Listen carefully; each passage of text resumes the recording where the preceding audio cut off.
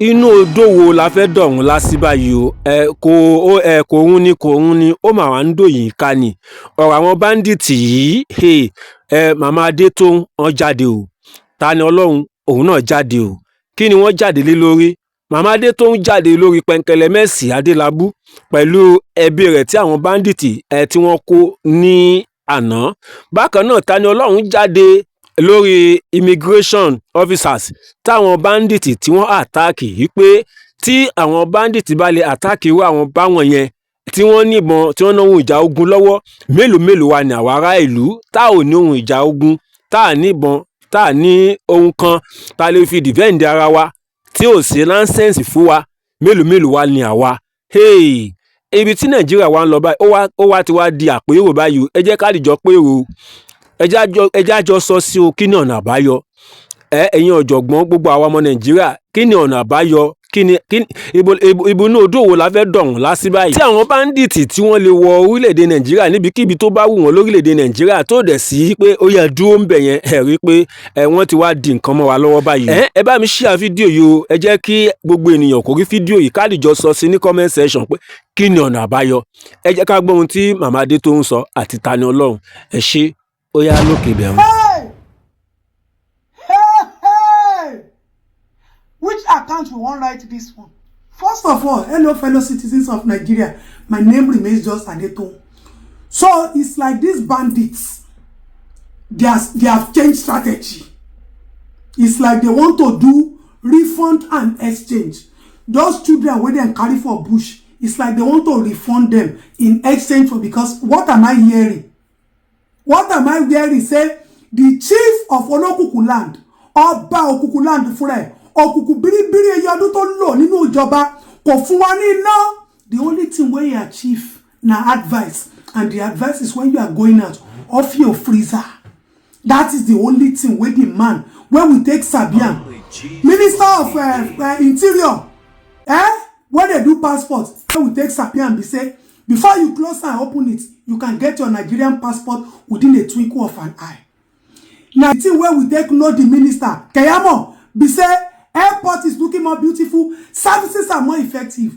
The only thing where we take know Olokuku of Okuku land. Now the advice where he give us say, make we the off freezer. We not see the work we do. Come for office, some about busy yajewa. That man put us in darkness. We are living in 2026. We are to charge phone is problem. Nobody will not get wiring for a house, socket, everything. They know they work. Courtesy of you. When Asiwaju brought ministers, some of them they are performing as if to say they carry the work come from heaven. You reach your turn, you punish us, you severe us, you show us waiting darkness. Light it law no party at the confirm original darkness. You give us original darkness, Adelabu. Now they say they don't carry your family. Hey, ministers, fellow politicians, make una join the queue. We have been shouting for fellow citizens. We have been saying fellow citizens of Nigeria, our leaders of tomorrow. Now we don't they shout for. Now when they don't carry minister Molebi, make ministers join us. APC people join us. Politicians join us. So everybody, on the straight line, adoma pariwo yini. Then you people will understand when I've been shouting that we are fighting a system. Please, I want to appeal to you. You these bandits, you are seeing our video. We dey see una video as una dey flash mela. Una dey flash mela 500 million to 200 million. Now so una dey show us for TikTok. Una get liver for 2026. Una dey do live video. Una dey call citizens. They explain una self and una procedure. Una ayako you go. Una dey write letter. Adelabu, they put you for minister. You no see light, give us. You leave that one, you say you won't come do governor for your states. Or when you do a woko makomakoni. She when we have been shouting now. Then you see those children in your custody in Oyo, Benue, Kogi, all those children in you people's custody. They are our leaders of tomorrow, Shanu Ajay. They are our future leaders. They are the reason why we are hustling and we are working. They are the reason why we are shouting and we are screaming. So that Nigeria can be better for them. See, my own mother, Nothing where anybody fit tell me. Anytime I remember the reason why my mama tell you about here, tell you about my faji. If person want enjoy in life, if person won't do anything, say you man carry you want enjoy. Whether they toast you, they marry you. You supposed find better location, go born person. I cannot forgive my mother. My mama go chop life for reach my house. You open leg, you want born. You don't see me born for Canada, America, and things. You allow me to be shouting on Nigeria matter. My mother has failed me. She cannot deny it. My father failed me. He cannot deny it. But the only reason why we have been talking consistently, regardless, is the fact that we don't want to fail this coming generation. Leave those school children. Bogu, any confirm, do the needful. Penkelemesi! You will begin the shouting. We will go take holiday. We will go reverse for you now. Make you even feel the pains that we have been feeling. Leaders of tomorrow. Young, innocent children that have not benefited nothing from this country. Teachers that are supposed to be living luxury life. Benefited nothing. They don't give teachers cars. Teachers don't have insurance. Teachers don't receive nothing. Government has never said, put them on medical insurance, on life insurance. Our senators, ministers, public office holders, one badun, they get security. Let them release those teachers. Let them release them. They are suffering. They are the ones that are supposed to be benefiting the most because they have raised good leaders of tomorrow. They have trained children that are now in Canada, America, and all of that. Tell me one better person where politicians don't raise for this country. Except raising people that will continuity of stealing, continuity of injustice.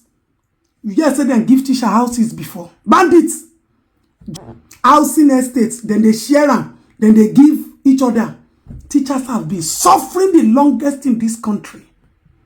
No, it's not teacher where they collect 2.5 million salary. Yet, they have been in the bush. The association, they have been crying. Release fellow teachers like us. Whether you are PDP, you are APC, we are LUP, we are all in this system trouble together. We need to come up together and fight the people that are fighting us. Because obviously, this banditry thing, not be, I did think saying a political agenda before. Now I see say some people want to take our country. Some people want to take our land. From the look of things, it be like say those bandits, they don't sabi where they're. They won't nap them down. So they are using those innocent children as shield. That is what they are using them as now. Shield. They are using them to protect themselves so that the government will not attack them. Because they know that there's no way you attack the bandits and the bandits will not kill those children. So now, because till now, they never ask for ransom. We never hear say so amount they won't collect. So they don't want the government to pay them. And they are using they are using them as protection to be attacked. If not, why have they not buy common drone? They would have been able to fire from up. But if they fire, it's going to be fire for fire. And we want our children back home safely. We want our children back home safely. The thing where we go take pay ransom, God has provided. So, no need for any fundraising. No need for any government to pay money. Make them use Penkelemesi because definitely you cannot allow your family to be in the bush. So you need to bring yourself correct ransom. Okay. Tebari onwe bai shonki ikun demu bai biage badagri. If that one stayed 1 year, he never feel lose 5 kg. In neck full, in pocket full, in belly full, in hand full, in eye self full. All you woko around ojumo, they give you minister, make you give us lights. We see other ministers, they perform. You reach your turn. You say you won't come collect allocation. 12 billion, thank boy, but for state government. You will go and submit yourself to bandits. They will release your own family and they will release our own family. Or to one let it settle. Better bush. O po se kilo to kill. Kole sare bo se wa yen. O ma rora rin. You go gently. Bandits make una no stress amo. You go do catwalk for una. You no go run. Kole sare. You could just walk in directly. You have seen the hero of democracy. Now he wants sacrifice. Because how you want to take corona? How you want to take corona? You go join protests. You will start shouting Asiwaju. You will fight your fellow politicians. You will betray the politics that brought you into power.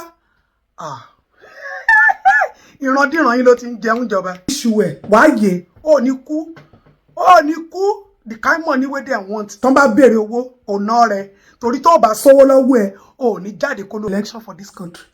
We don't see sacrificial lamb. Ọlọ́run padà pèsè. Ọlọ́run elétò fúnra ẹ̀ ó padà pèsè. Make una hold am. Make una no stress am o. Ẹ fi lọ́kàn balẹ̀, e go come. Just help us release those innocent children, plus your own family, plus our own future leaders of tomorrow.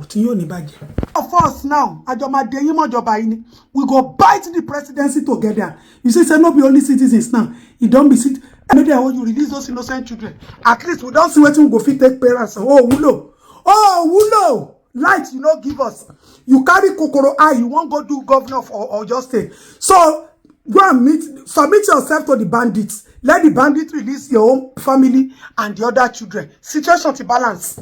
Situation balance. Thank you, bandits. It's good doing business with you in advance.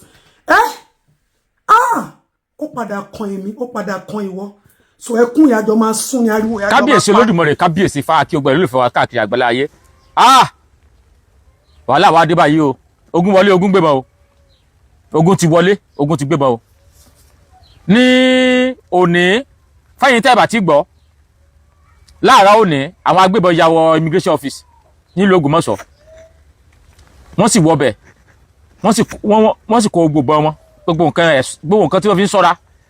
Gbogbo nǹkan tó jẹ́ nǹkan ẹ̀ṣọ́ táwọn immigration lò nílùú Ògbómọ̀ṣọ́. Àwọn ọ̀dọ́ agbébọn ti ya wọbẹ̀. Lónìí wọ́n yìí ti kó àti bọ́ o àti gbogbo nǹkan tó ń lò gẹ́gẹ́ bí ẹ̀ṣọ́ o. Ní òní ọjọ́ kẹta oṣù kẹfà on the 3rd of June 2026. À ń kó kan lẹ̀ àti ìrírí kó tán.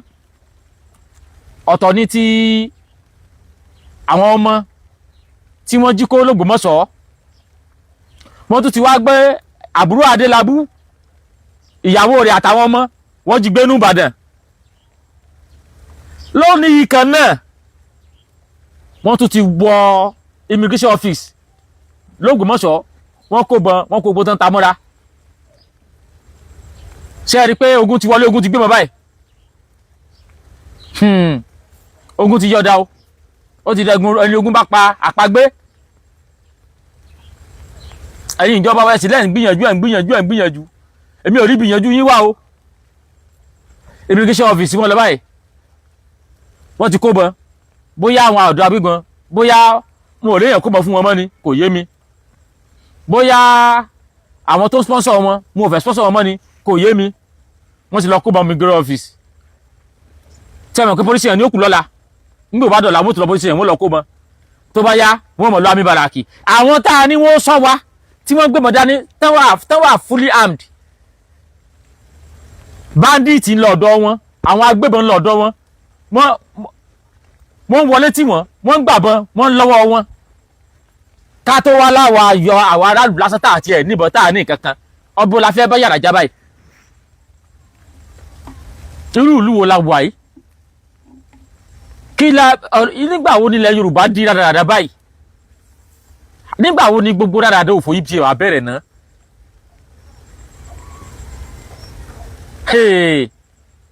Ó wá lágbára báyìí o. Níbo la fẹ́ bá yàrá já kílá oníwo la fẹ́ kọ sí gbẹ̀dú. Báwọn mi fẹ́ immigration tán lò bọ́n tán lè fi wọ ọ́fíìsì wọn tí wọ́n kó bọ́n. Níbo ni wọn ò lè wọ̀? Ilé ìwò gangan wọn ò lè wọ̀ báyìí. Wọ́n ti wọnú iléèwé, wọ́n káwọn ọmọ. Mo sì láwọn èèyàn tán ṣe protest ní Ìbàdàn. Wọ́n lọ governor's office, wọ́n tún fìbọn lé wọn. Ìlú yìí ti lé o.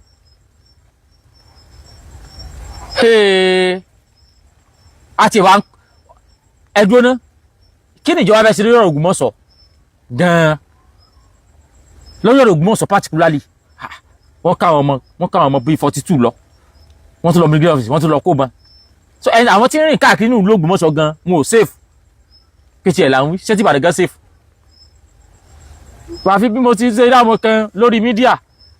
tí wọ́n ń janu káàkiri ìjọba try ó dàbí pé ibi tá a bá dé yìí àdúrà ló kù ìjọba mo ti rí kan ọmọkùnrin kan ọmọbìnrin kan ó lóun kọrin ẹ̀jìn wá fídíò ẹ̀ ó kọrin mi ò tiẹ̀ gbóni ẹ̀ rí torí mi gbóni bẹ́ẹ̀ torí pé mi ò yù kì í ṣe Christian kò yẹ kí n gbóni ẹ̀ àwọn kan ló ti kọrin rí ó wá sẹnu bálabàlá báyìí níbo la fẹ́ bá yàrá dá ẹjẹ wọ́rọ̀ tọmọbìnrin ti ẹ̀ sọ ìmí ọmọbìnrin rí tí èyí tó ṣẹlẹ̀ ní báyìí ẹni tó bá fẹ́ rí full details information yẹn kó lọ sí Vanguard News Vanguard gbé Daily Post Nigeria àwọn náà gbé ó ti wà lórí Facebook platform Instagram ó ti wà lórí platform káàkiri lónìí kan náà ni nílùú Ògbómọ̀ṣọ́